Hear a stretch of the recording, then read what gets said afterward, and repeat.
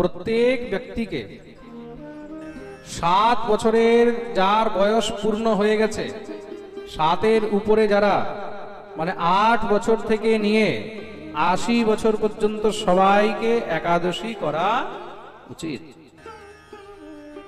যার শরীরের মধ্যে সামর্থ্য আছে একাদশী করার, যার যেইভাবে করার সামর্থ্য আছে তাকে সেইভাবেই করা উচিত।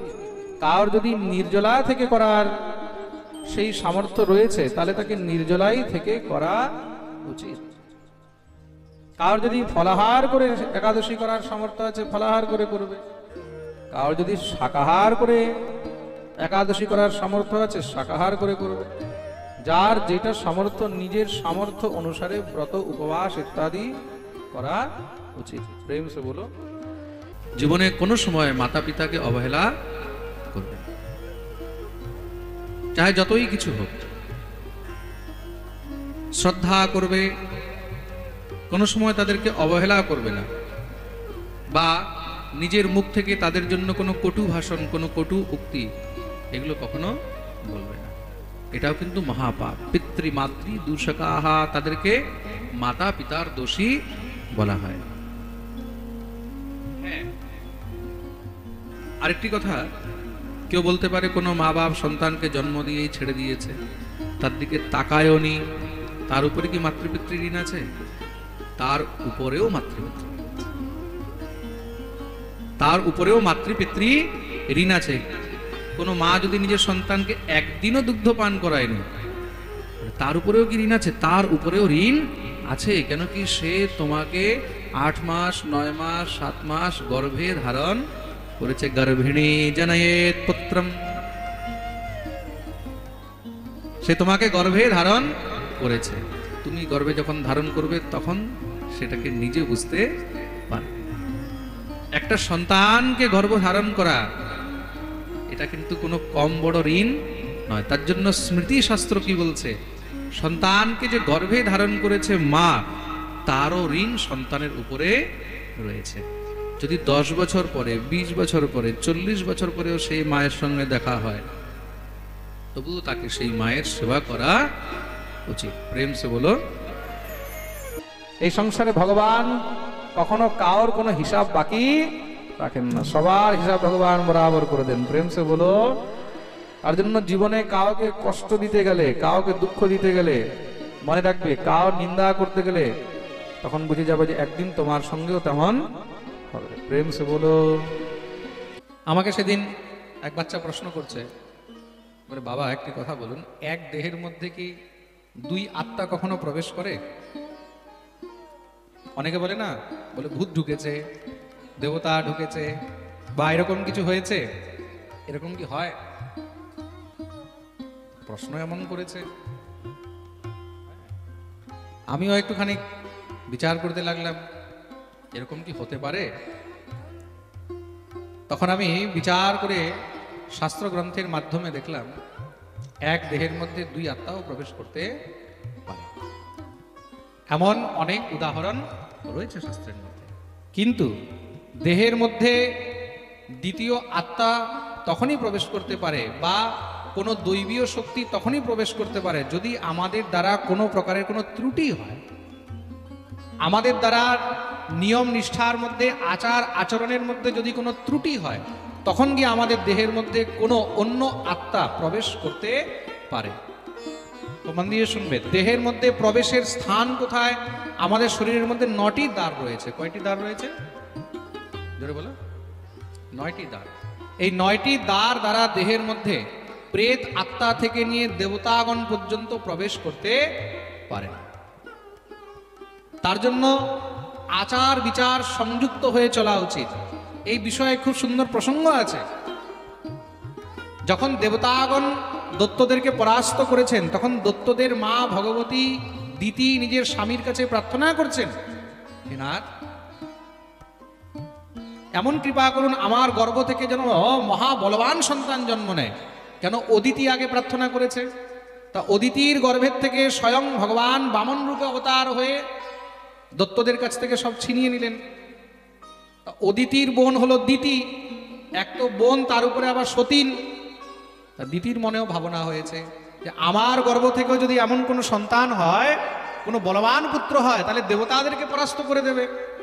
নিজের স্বামীর কাছে গিয়ে বললেন, স্বামী কশ্যপ বললেন সেটাও সম্ভব, তার জন্য তোমাকেও একটি বিশেষ ব্রত করতে হবে।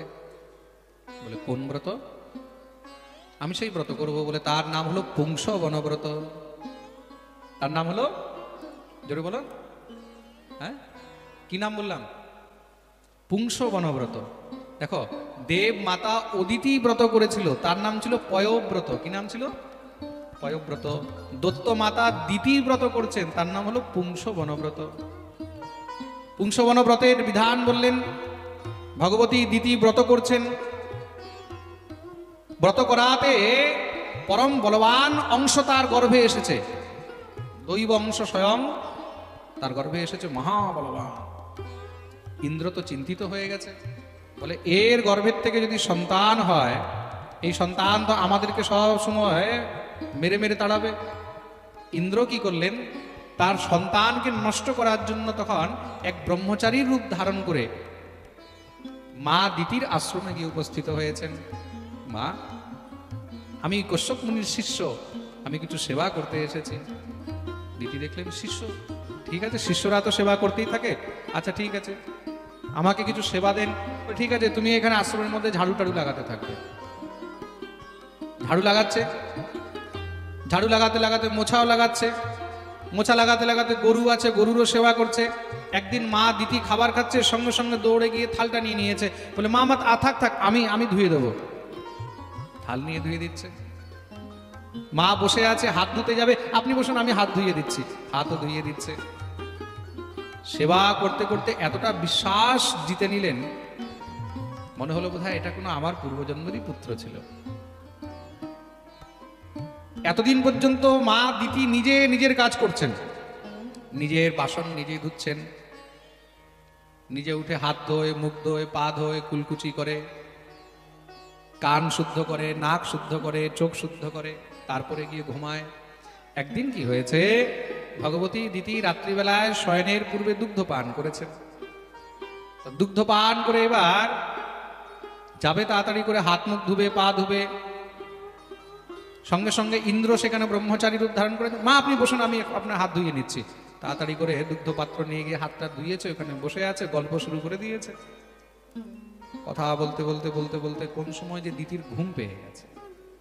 ওই যে ঘুম পেয়েছে, মুখটা এঁঠো মুখ ছিল, এঁঠো মুখ ছিল, মুখ ধুয়ে ঘুমায়নি, মুখ কুলকুচি করেনি, চোখ শুদ্ধি, নাক শুদ্ধি, কান শুদ্ধি করেনি, ঘুমিয়ে গেলেন। তার জন্য ঘুমাবার আগে মুখ ধুতে হয়। খুব মন দিয়ে শুনবে, ঘুমাবার আগে মুখ ধুতে হয়, এটাও নিয়ম লেখা রয়েছে। হাত ধুয়ে, মুখ ধুয়ে, পা ধুয়ে, মুখ কুলকুচি করে তারপরে ধুতে হয়। যারা দুঃস্বপ্ন দেখে, খুব মন দিয়ে শুনবেন, এটা কিন্তু একটা অনেক বড় আপনাদেরকে কথা বলে দিচ্ছি। অনেকে স্বপ্নের মধ্যে অনেক দুঃস্বপ্ন দেখে, দেখে না? স্বপ্নের মধ্যে অনেক রকমের খারাপ খারাপ জিনিস দেখে, দুঃস্বপ্ন দেখে। তো দুঃস্বপ্ন থেকে মুক্তির কি উপায়, দুঃস্বপ্ন থেকে কি করে বাঁচবে, তাতে যেন দুঃস্বপ্ন না হয়, তার জন্য শাস্ত্রে বর্ণন রয়েছে, শয়নের আগে হাত পা মুখ ধুয়ে, পুরো মুখ ধোয়া বলতে কান পর্যন্ত, কান পর্যন্ত ধুয়ে মুখ কুলকুচি করে তৎপশ্চাৎ এবার বিছানার মধ্যে যখন ঘুমাবে, ঘুমাবার আগে বসে সেখানে ভগবান নরসিংহদেবকে স্মরণ করতে হয়। কাকে স্মরণ করতে হয়? নরসিংহদেবকে, নৃসিংহ ভগবান বা নারায়ণকে স্মরণ করে তৎপশ্চাৎ গিয়ে শয়ন করতে হয়, ঘুমানো হয়েছে। খুব মন দিয়ে শুনবে কিন্তু, নারায়ণকে স্মরণ করে বা নৃসিংহদেবকে শয়ন করবে, এইসব আচার বিচার মেনে, তাহলে কোনো দিন দুঃস্বপ্ন আসবে না। প্রেম সে বলো। মা দিতি কি করেছেন, মা দিতি ওই এঁঠো মুখে ঘুমিয়ে গেছে। দেবরাজ ইন্দ্র সঙ্গে সঙ্গে সময় পেয়ে গেলেন, সুযোগ পেয়ে গেলেন তার দেহে প্রবেশ করার। যখনই মা ঘুমিয়েছে, সূক্ষ্ম রূপ ধারণ করে, ওই যে সেখানে অপবিত্রতা হয়েছে, তার জন্য দেবরাজ ইন্দ্র তার গর্ভে প্রবিষ্ট হলেন। গর্ভে প্রবিষ্ট হয়ে সেই গর্ভস্থ শিশুকে 7 টুকরো করে কাটলেন। কিন্তু ব্রতের প্রভাবে, মায়ের অনুষ্ঠানের প্রভাবে দিব্য অংশ তার গর্ভে এসেছে, সেই শিশুর মৃত্যু হলো না। ইন্দ্র তো একদম চমকে গেছে, 7 টুকরো করলো তাও মৃত্যু হয়নি। ইন্দ্র কি করেছে, সেই 7 টুকরো আবার এক একটি টুকরোকে 7 টুকরো করে কেটেছে।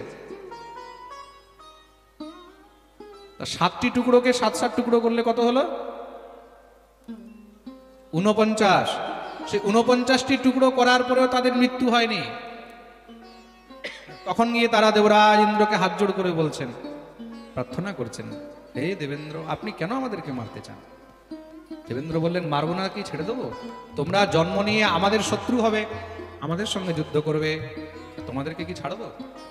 তারা তখন হাত জোড় করে বলছেন, হে দেবরাজ, আমাদেরকে ছেড়ে দিন, আমরা কথা দিচ্ছি আমরা আপনার শত্রু হব না, আমরা আপনার মিত্র হয়ে থাকব, আমরা আপনার বন্ধু হয়ে থাকব। দেবরাজ ইন্দ্র বললেন, কথা দিচ্ছ তো? বলে, কথা দিলাম। দেবরাজ ইন্দ্র গর্ভ থেকে বেরিয়েছে। সেই 49টি সন্তান যখন দিতির গর্ভ থেকে জন্ম নিয়েছে, সেই 49টি সন্তান যখন জন্ম নিয়েছে, তাদের নাম হলো মরুদগণ। কি নাম হলো? জোরে বলো। মরুদগণ। এই মরুদগণ কিন্তু পবনদেবের সহায়ক হয়েছেন, বায়ু দেবতা। তার জন্য যখন বায়ু প্রবাহিত হয় না, তখন এই মরুদগণ তাকে আরো সহযোগ করে। প্রেম সে বলো, বলিয়ে ভক্তবৎসল ভগবান কি। তা এই 49 জন মরুদগণ হয়েছেন। যেইখানেই কোনো অপবিত্রতা হয়, সেই অপবিত্রতার স্থানের মধ্যে সেখানে কোনো না কোনো দৈবীয় শক্তি বা কোনো না কোনো প্রেত আত্মা ইত্যাদিও দেহের মধ্যে প্রবেশ করতে পারে। প্রেম সে বলো, এটার মধ্যে কোনো সংশয় নেই। এখানে কিন্তু তার জন্যই শৌচ বলা হয়েছে, সত্যম শৌচম দয়াদান, সত্য শৌচ দয়াদান ইত্যাদি, এগুলো সব বিচার করে চলতে হয়। তার জন্য মহাপ্রভু বলে গেছেন, বৈষ্ণবের স্বভাব, ভক্তের স্বভাব কেমন হবে?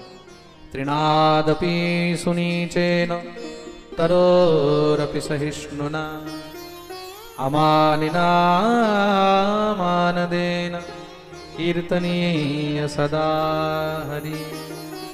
তৃণাদ আপি সুনীচেন, তৃণ থেকে, তৃণ মানে ঘাস, তৃণ থেকেও নিজেকে আরো ছোট মনে করবে। কেন? বলে, উপর দিয়ে ঝড় বৃষ্টি আঁধি তুফান, পিঁপড়ে থেকে নিয়ে হাতি পর্যন্ত বেরিয়ে গেল, তোমার কিছু নষ্ট হবে। মনে রাখবে, যারা এড়ে থাকে, দাঁড়িয়ে থাকে, গর্ব করে থাকে, ওইগুলোকে ভেঙে যেতে, পড়ে যেতে, নষ্ট হতে বেশি সময়। যারা যত ছোট হয়ে থাকে, তারা জীবনে ততই আনন্দে সবসময় বিনম্র হয়ে থাকবে, নত হয়ে। প্রেম সে বলো।